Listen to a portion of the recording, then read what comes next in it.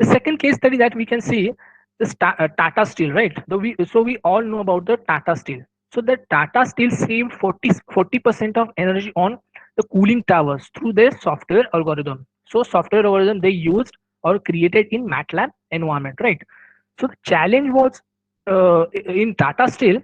So Tata Steel was looking for a way to improve the efficiency of the cooling towers, okay, in order to reduce the energy consumptions and to save their cost.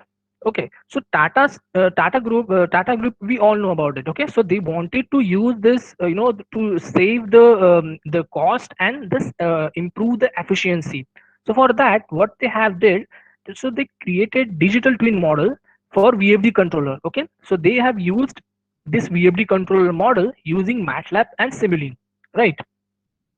So with this controller, they can now improve their systems, or they can also predict some their cost. Okay, they also saved some cost there.